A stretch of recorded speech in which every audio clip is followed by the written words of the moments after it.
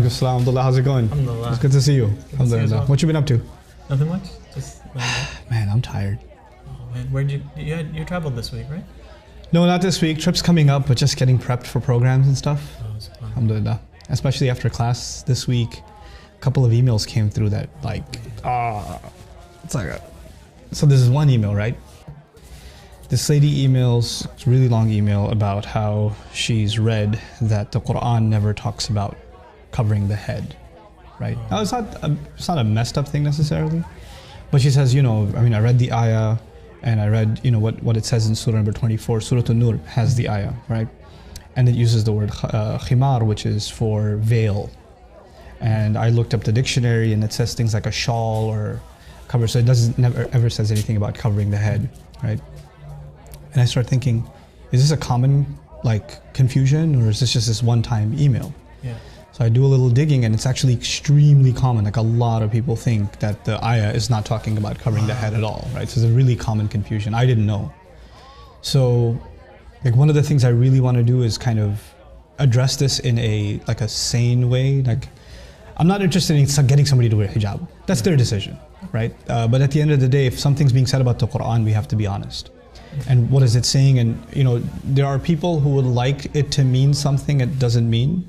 And then there are people who are genuinely, they just don't know any better and they're confused about the subject. And I'd like to assume that anybody who has this confusion, they just don't know any better, or whatever they read convinced them of this. I don't like to think that they're they mean evil, or they're trying to have an agenda. Have an agenda, or a misguided opinion or whatever. So the cool thing about Arabic, right, is that for covering the head, just covering the head, there's 9 different words. Wow. And one of them is khimar, right? So you have, miqna'a and mighfar, and there's all these bunch of words. And that depends on if it covers the head, and if it's up to here, if it's up to here, if it's up to here. Depending on the length, each has its own kind of meaning. And in Old Arabic, the word khimar, which is used in the Quran. Now, you and I know commonly we use the word hijab. Yeah. Hijab is actually not a word for head cover. It's actually a word for barrier. Like a wall could be a hijab. A curtain could be a hijab. Okay, so it just kind of got coined as hijab, but that's not the word in the Quran, nor the Arabs ever used it like that. Okay, so the word is khimar. And the cool thing about it is the word itself includes the meaning of covering the head. Like the head and then some. And it's used before Islam. The men used to have khimar too. One of the names for their turban, if it was extra long and it went down to almost middle of the belly, the men used to call it khimar too. And then it's so cool. The women had different fashions or whatever. And one of the things the women before Islam used to do is they used to have this bandana type thing that they would tie in the back with their ponytails, and it would go to the middle of their back. So they wouldn't drape it in front, they throw it behind them. That was also called a khimar. Now the Quran says they should take their khimar and throw it in front of them, before their chests. In other words, the only difference is keep the khimar, but just use it. The head cover is already included in the meaning, just use it to cover the front also, right? And it should be a certain length. That's the meaning. And somebody argues no, but the word khimar, it just means shawl, it doesn't mean head cover, whatever.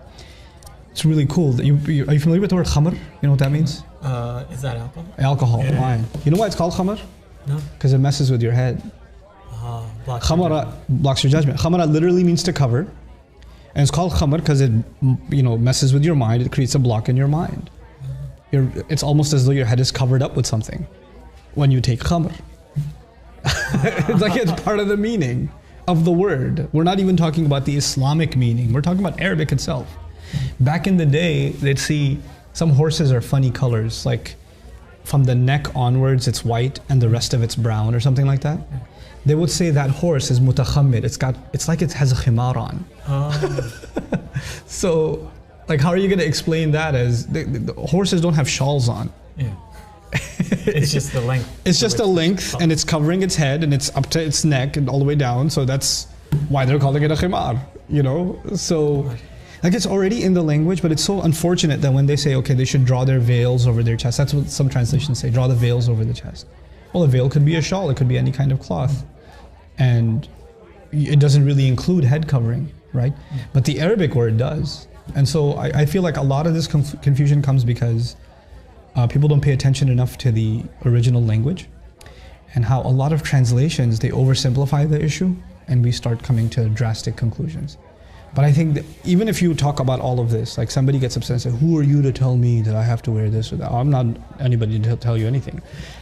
But what I'd like to, at least for people to know, is, okay, here's what the word is in the Quran and here's what it means and here's how we can understand it. If you think there's better evidence, if you think there's another meaning in Arabic, then maybe you should tell me about it.